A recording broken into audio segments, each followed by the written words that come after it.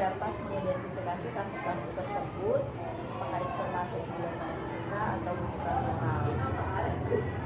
Ya, intinya kalau ada biasanya sih dari guru ya. Kalau dari guru itu kan biasanya ada anak-anak di dalam proses belajar mengajar itu, ada yang mungkin pada saat belajar dia main gitu ya, dari beritahu berulang-ulang ternyata tetap aja nggak ada perubahan. Itu kan sebenarnya kasus yang terkait dengan guru ya, dilema bagaimana guru itu menangani anak itu agar bisa fokus dalam belajar. Terus sama ini bagaimana Ibu menjalankan pengambilan keputusan di sekolah ya, terutama untuk kasus-kasus di mana ada dua kepentingan yang sama-sama benar atau sama-sama mengandung nilai kebaikan. Jadi cara mengambil keputusan itu gimana? Kalau terkait dengan keputusan seperti ini saya nggak bisa sendiri ya, karena kan kita juga ada masukan dari semua pihak ya, dari semua pihak, terutama yang memang terjun langsung menghadapi anak kita ya, anak yang ada kasus gitu ya. Jadi intinya hasil musyawarah aja. Jadi kita bermusyawarah ya untuk mengambil keputusan mana yang terbaik, itulah yang kita ambil. Jadi saya tidak mengambil saya harus seperti ini, tidak. Jadi semua kita musyawarahkan, maksudnya sama kita, untuk kebaikan kita dan untuk kebaikan anak-anak kita. Yang untuk kebaikan anak-anak. Iya, karena kan kita di sini juga tidak mau merugikan ya.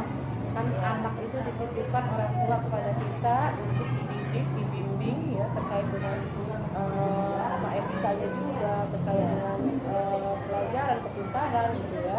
Jadi ini tugas kita ya dalam mengemban anak tersebut agar anak ini berhasil dengan apa yang diinginkan oleh yang diciptakan. Terutama memang titipan orang tua itu amanat yang paling utama itu harus kita jalani. Makanya kita tidak sembarangan mengambil suatu keputusan ya, mengeluarkan anak itu dengan gampang gitu ya. Malah bahkan harusnya kita prosedurnya kita gini, yang Ibu lakukan untuk mengambil keputusan langkah-langkah pertama. Biasanya ya kita cari dulu kan, kita panggil dulu nih anak ini, misalnya kita panggil anak ini, tapi bukan melalui saya dulu ya, melalui guru atau wali kelas atau siswaan. Nanti kan kita proses dari kita apakah memang ini bisa ditolerir, misalnya pelanggaran itu. Kalau memang masih bisa ya kita pertahankan dengan solusi, misalnya bagaimana anak ini kita perbaiki.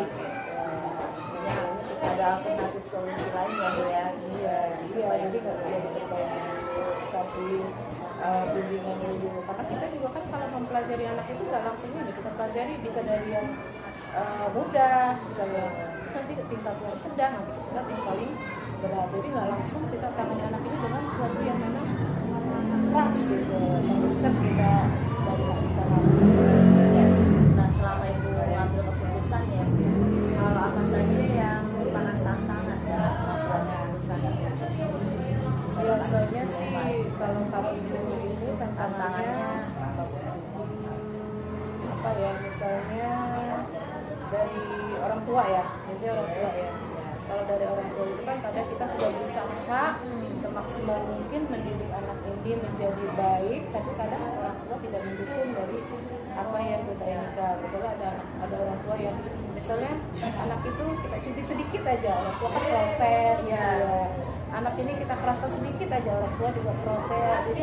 Jadi harusnya memang antara pihak sekolah dengan pihak orang tua itu ada saling koordinasi, itu yang harusnya ya. Jadi apa yang kita terapkan ke anak, disiplin anak, orang tua juga harus ikut gitu. Orang tua juga harus menyetujui dan mendukung. Jadi jangan di satu sisi kita memberikan pelajaran anak itu supaya baik, karena kan tidak ada sekolah yang mengarahkan anak ini menjadi anak yang tidak baik. Pasti anak ini dididik untuk menjadi lebih baik nanti di masa depannya ya. Tapi kadang orang tua ini justru yang akan menghancurkan ini yang kita sendiri gitu. Mungkin karena saking sayang sama anak itu ya, saking sayang anak itu, jadi dia melindungi anaknya dengan sesuatu yang salah gitu, seperti itu. Kan ada nih contoh seperti ini misalnya, di sekolah kita ini kan dilarang membawa HP pada saat belajar. Nah, itu kasus juga kan. Nah, pada saat HP itu diambil oleh kita kan sudah ada perjanjian, padahal sudah ada MOU bahwa jika sekolah membawa HP akan diambil, ditahan HP-nya sampai dengan nanti di akhir semester baru diambil. Tapi orang tua merasa keberatan, akhirnya dia telepon gini-gini minta diambil gitu. Berarti kan padahal ini sudah ada kesepakatan antara pihak sekolah dengan orang tua dan mereka sudah menandatangani MOU tersebut. Tapi mengapa pada saat anaknya terjaring diambil HP-nya, orang tua justru telepon protes minta diambil gitu. Itu kan dilema buat kita kan. Ya, itu maksudnya contoh yang tantangan kita yang intinya koordinasi dengan orang tua itu sangat penting di situ gitu. Kemudian hal apa saja yang selama ini Bu anggap efektif dalam mengambil keputusan? Untuk efektif Cara itu paling sih tepat gitu dalam mengambil keputusan pada kasus-kasus dilema etika. itu kalau efektif itu biasanya kita mengundang orang tua ya, Orang tua ya. kembali ya, istilahnya memang kita jangan bosan ya, jangan bosan-bosannya kita mengundang orang tua untuk selalu memantau anak. Paling sekolah efektif ya. yang efektif ya, paling efektif. Jadi kita juga ada kerjasama. Selama anak ini ada di sekolah, berarti tanggung jawab kita. Ya. Tapi pada saat anak ini ada di rumah, itu tanggung jawab orang tua. Itu yang paling efektif. Itu yang kepentingan mungkin lah ya. Efektifnya itu selalu istilahnya mengontrol anak-anak, mengingatkan anak-anak agar selalu berada di jalan yang memang kita inginkan bersama. Nah, apakah Ibu memiliki sebuah jadwal tertentu dalam menyelesaikan sebuah kasus dilema etika? Atau langsung diselesaikan saat itu juga di tempat gitu?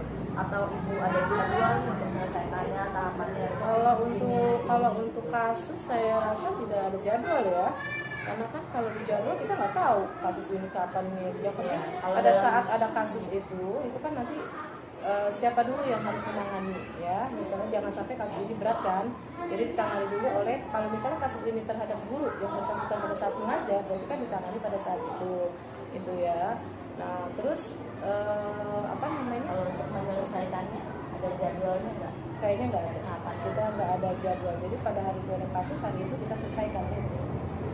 Ya, jadi secara spontanitas ya, ada kasus langsung kita langsung kita selesaikan, jadi tidak ditunda. Kalau yang namanya ditunda itu udah sesuatu yang efeknya tidak baik gitu. Karena kalau ditunda kan nanti bisa berpengaruh pada teman-teman yang lain. Kok anak ini punya kasus seperti ini kok didiamkan? Kalau di jadwal ya, nanti jadwal. Nah kalau jadwal seperti itu, karena kita menunggu jadwal. Kalau nunggu jadwal kan bisa aja dia merembet ke teman-teman yang lain. Nah, makanya daripada saat ada kasus kita langsung kita tangani. Oh, langsung ditangani itu prosedurnya kayak gimana? Ya itu tadi yang tadi saya sebutkan. Jadi kasus itu ada di mana dulu nih? Kalau memang ada di kelas, berarti kan guru ya menangani di kelas kan. Ya, menangani Nah, di terus kelas. nanti guru itu ya prosedurnya melaporkan kepada wali kelas. Nah nanti wali kelas kan punya catatan sendiri tuh, anak ini kasusnya ini, anak ini. Nah, itu nanti sebagai laporan untuk ke wakil kesiswaan atau BP-nya ya. Berarti itu sebagai laporan aja, nanti paling laporan tertulisnya ke saya semua. Kayak baru ditulis ya. Iya. Baik. Kemudian adakah seseorang atau faktor-faktor apa yang selama ini mempermudah atau membantu Ibu dalam mengambil keputusan? Ada nggak? Kalau saya sih intinya kalau misalnya ngambil keputusan itu kan memang kita Padahal kita nggak sendiri gitu ya. ya intinya gini, jadi ada kerjasama aja, kita bukan tadi kan saya udah katakan di depan ya, bahwa kalau yang namanya keputusan itu berarti kita ada ya? kerjasama dengan wakak kesiswaan, wakak kurikulum dan guru atau wali kelas itu. Jadi kita semua kita rembukan. Saya tidak bisa mengambil keputusan kalau bukan dari hasil musyawarah. Karena kalau misalnya saya ngambil keputusan sepihak, bisa aja wali kelasnya merasa dibelakangkan gitu ya, intinya tidak dihargai. Karena kan yang tahu kasus anak ini adalah orang tua, dan yang selalu berhubungan dengan orang tua itu juga adalah wali kelas. Ya, intinya kalau ingin mengambil keputusan itu ya semua pihak mendukung itu aja. Jadi ada kerjasama antara semua yang ada di sekolah ini, Semua pihak yang ada di sekolah ya, yang membantu Ibu dalam mengambil keputusan ya. walaupun nanti keputusan akhir itu di tangan saya. Tangan Ibu gitu. Baik. Dari dari semua hal yang telah Ibu sampaikan, pembelajaran apa yang petik dari pengalaman Ibu mengambil keputusan dengan pendidikan?